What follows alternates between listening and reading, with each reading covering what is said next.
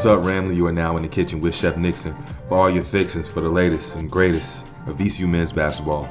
So, VCU hit the road, headed up to Fordham. How'd it go? Let's get into it. All right. So, Fordham, they come into this game. They have a record of 10-12. They're 4-6 in A10 conference play.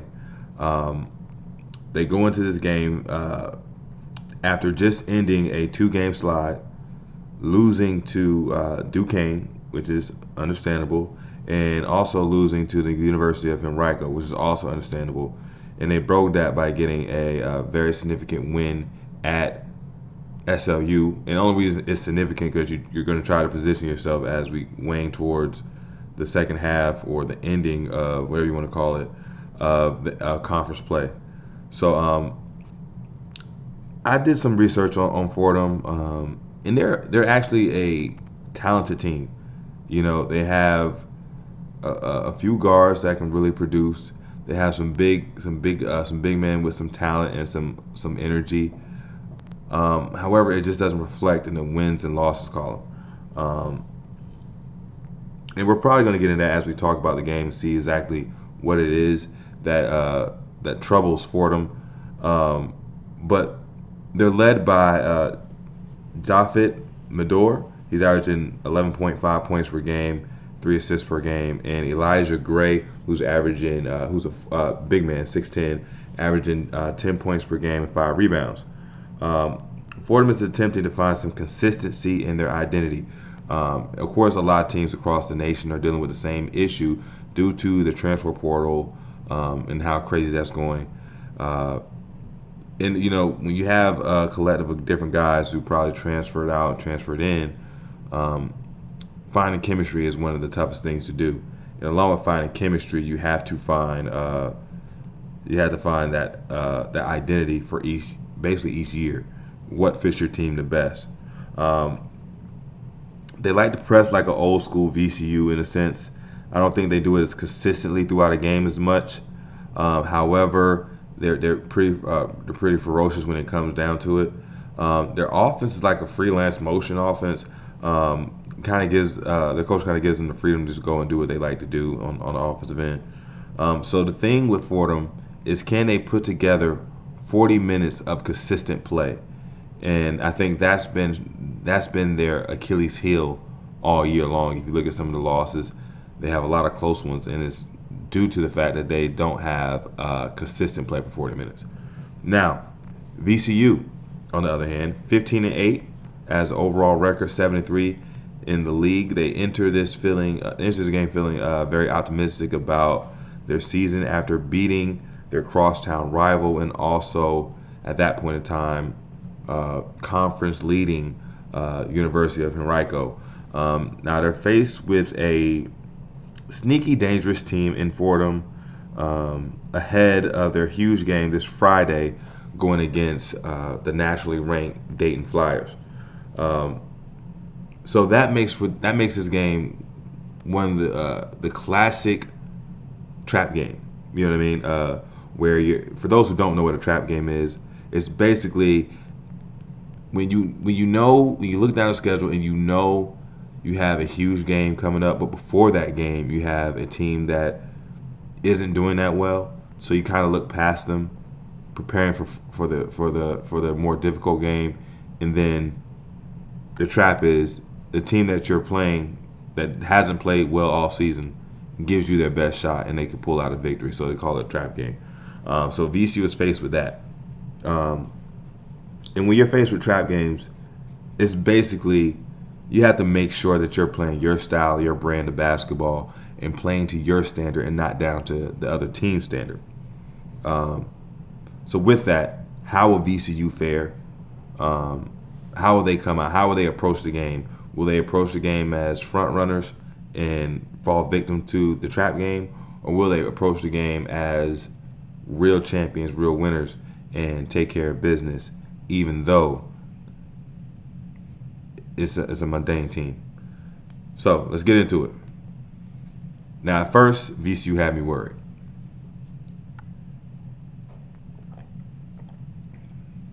They had me worried. I can't lie.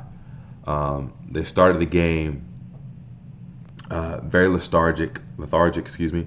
Um, Lack of effort, lack of intensity.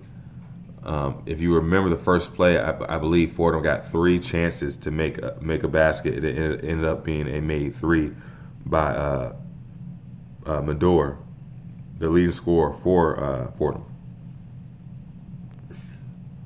and that kind of carried over throughout the whole first half. It was just more so of just lethargic play, trying to get in the rhythm, trying to build that inner motivation.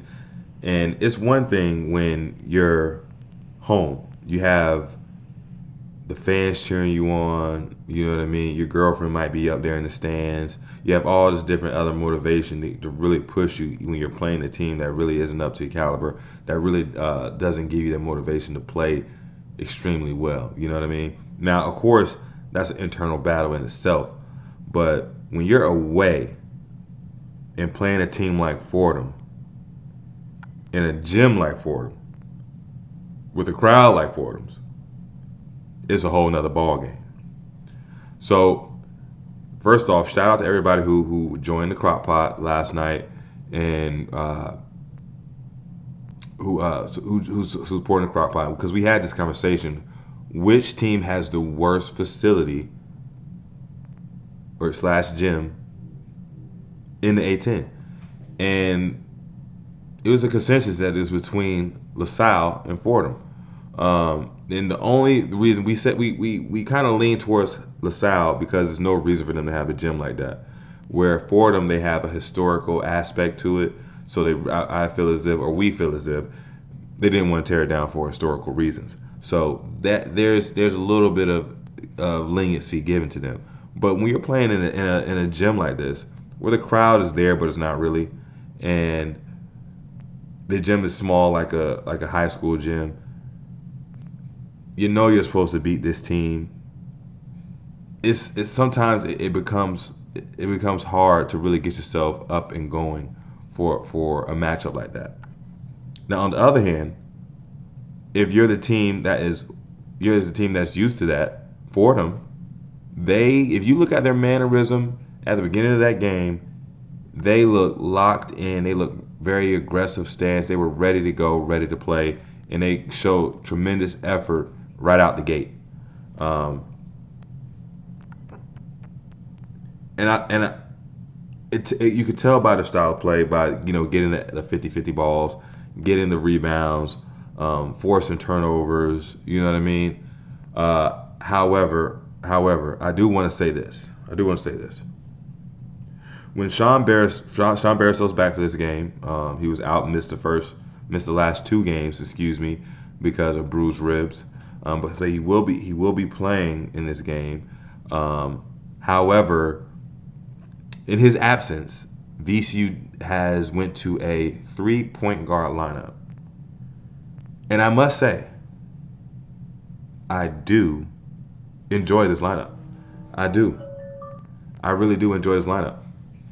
More ball handling, more penetration. Zev Jackson and Jay Nell do a really good job of putting pressure on the guards. The ball moves a little bit more. The pace is a little bit faster. I just really like it. And then when you look at who's coming off the bench and as a second unit, you have Sean Barrow, Joe Bamisil, and Toby Lawal. That's energy, that's shooting, and that's playmaking, all coming off your bench at a high level. Now I know that the odds of this staying this way is not very high, due to the fact that Sean is going to start. He's going to start. It just is what it is. He's going to start. Even though I felt like Jay Nell has been thrust into the starting position, and I think he held his own. I don't think he played spectacular, but he played his role, and he played his role extremely well. Even in this game, he contributed a lot of defensive energy. Did a good job of being patient on the offensive end, setting things up, making the right play. That's why I know this. I know this lineup isn't going to last for long, but I must say that I truly enjoy it, and I would love to see it more. How about that? All right. Um, so early on, I think Fordham did a really good job. Like I said, they played with a lot of energy. They played focused. They even were sharing the ball extremely well, passing up good shots to get great ones, being patient on their drives to the paint, send down the paint, creating open shots. Now, even with that, they missed some of the ones that good teams would make. You know what I mean? However, I don't think VCU would start like that against a good team. They shouldn't start like that regardless of who they're playing. But Fordham did what they were supposed to do, especially in the first half, by playing as well as they could, getting into the paint, creating for others, and sharing the ball and playing with a lot of energy. And they got some good looks. And then they did something that always kind of worried me with VCU, and that's press. VCU is usually the presser. We usually our identity used to be pressing teams and stomping them out. But that under Coach Odom, that's not really our style, which I'm fine with. You know, as long as we win, I don't really care. But going against the press with our guards that we do have, we struggle. We do struggle. The only person who doesn't really struggle against the press is Zeb Jackson. And the reason I say that is, well, outside of seeing it with my own two eyes, is he's used to being pressed. He was in the system with Coach Rhodes. He had to work against Ace Baldwin and Jay Nunn all the time, two elite defenders that can heat up the ball. You know what I mean? So he's went against it for years, or went against it for a year or so, and out of practice. So it's like, I know he's prepared for it. Jay Nell, not so much. You know what I mean? I think VCU always gave him hell when he was at the University of Henrico because of our style of play. Max and Sean are from, they from over there with the Valley. They don't really see that all the time. They're not used to that type of pressure. And it really makes me nervous. It really makes me nervous when we have to play these athletic teams that really want to press us. And it showed that we're not comfortable with it in multiple games. And it just showed us, reared its ugly face again against Fordham. We turned the ball over a lot in the first half. We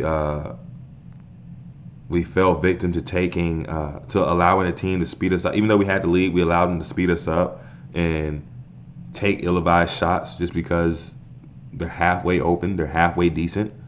So yeah, I do think if I had one thing that I'm concerned about this team is when they play a team that really wants to get up in them and pressure the ball.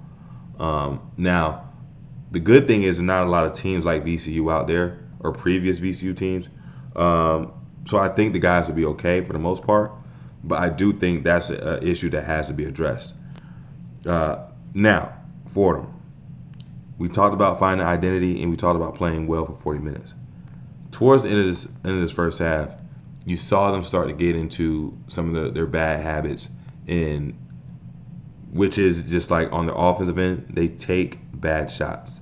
You know what I mean? They take bad shots.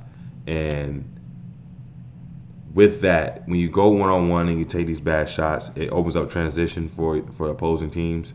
When you take bad shots, some guys don't know when you're going to shoot the ball. So it's like everybody's not in a position to go rebound or running each other over. It's one of these things where it's very detrimental to your success. So a team that takes bad shots is never going to work out good for them if you do that consistently. Now you may get lucky and hit some, but you can't do that consistently for 40 minutes and expect to win. It's just not going to happen.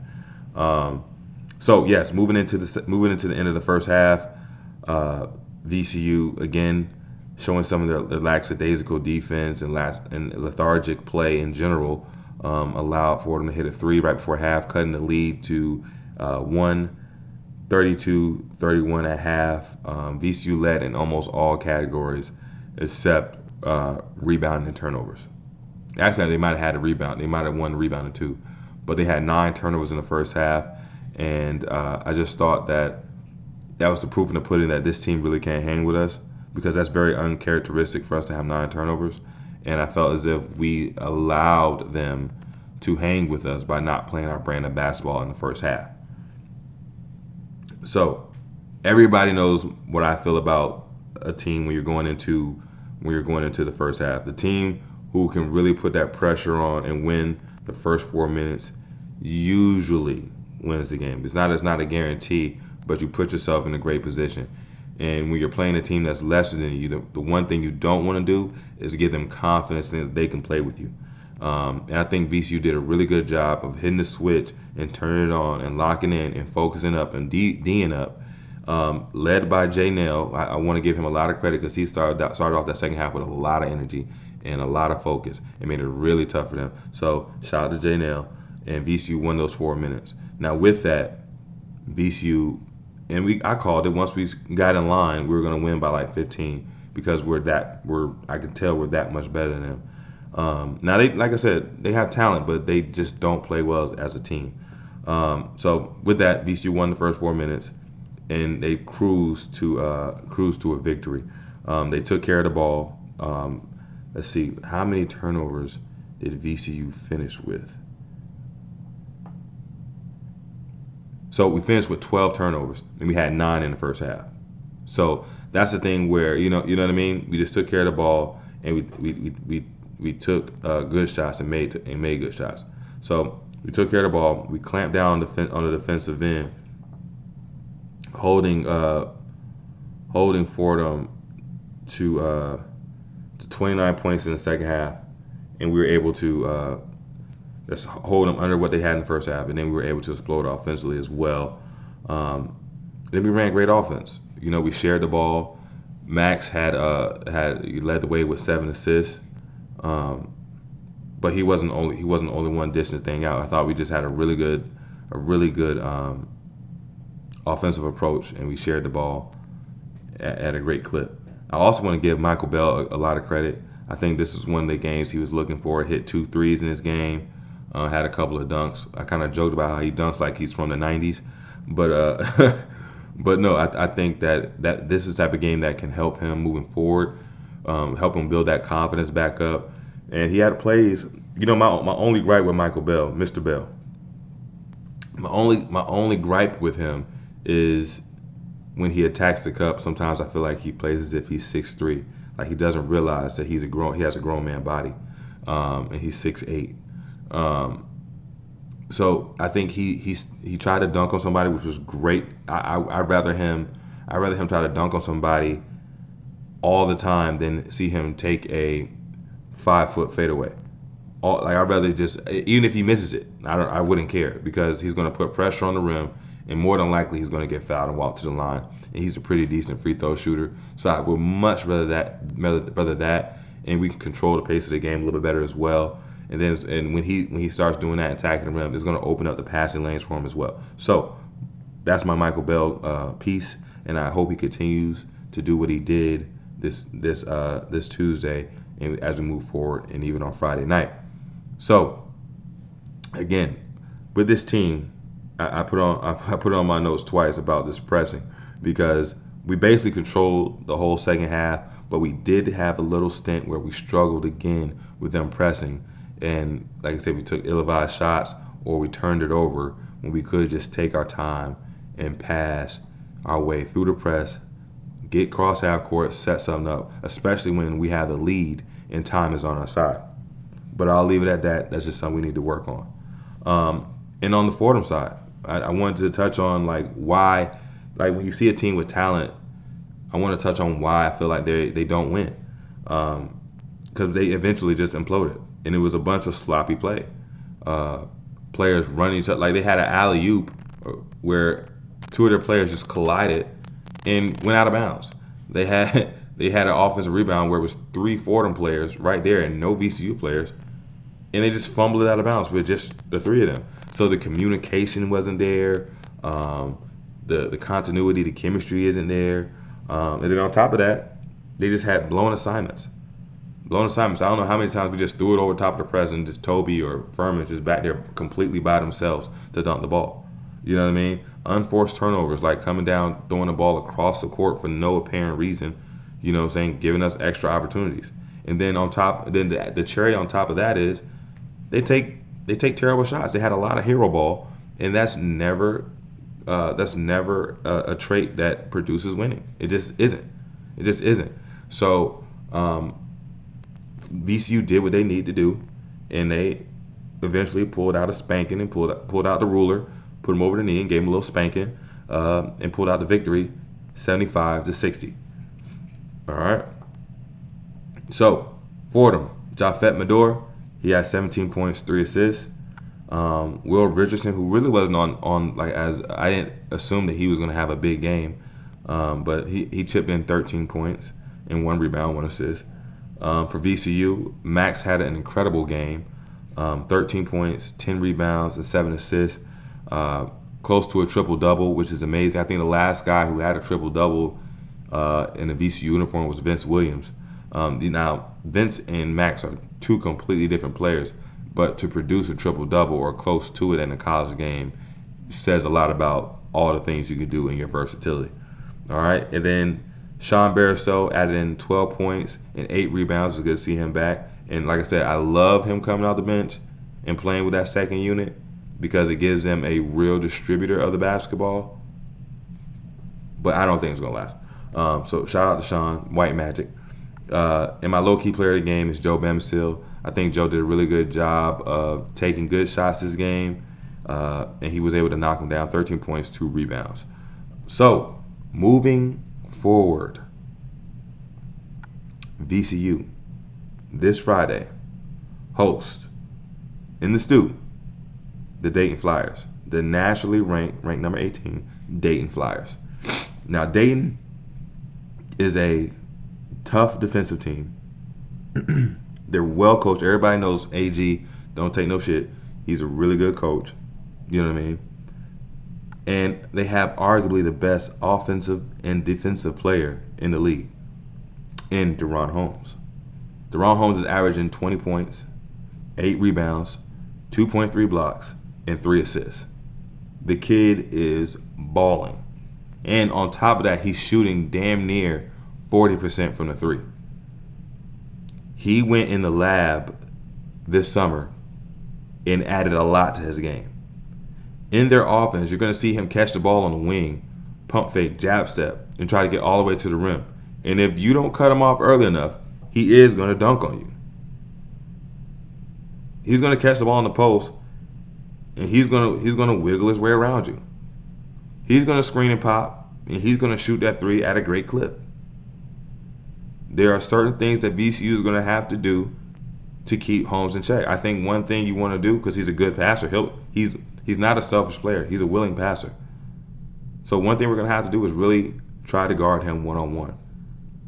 And if we can't guard him one-on-one, we're going to have to come with such an aggressive trap that he's going to have to float the ball out of the trap and give us time to recover.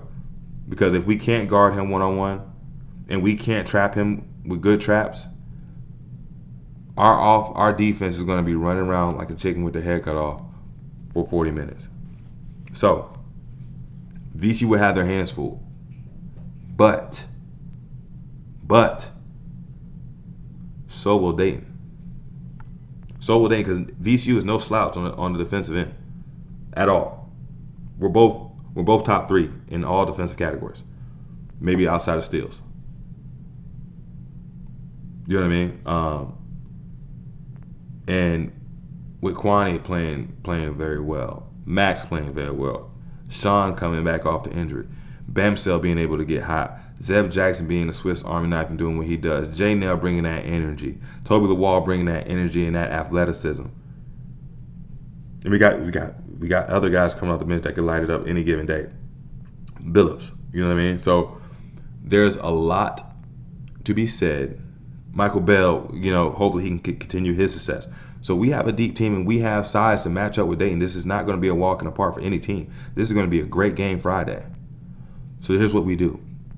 Let's pack the stew. Let's wear gold. Let's bring the noise like no one else in the A10 or even in the country knows how to do. Ramley, let's Ramley. All right? Let's show the A10 who the top dogs in the conference are. Who we are. Let's do them. All right? Here's our opportunity. You beat University of Henrico. They were top dog. You beat Loyola Chicago. They were top dogs. Now let's go ahead and knock these guys off too. All right? And that's all I got for y'all. So until next time, never quit. Stay humble. Peace.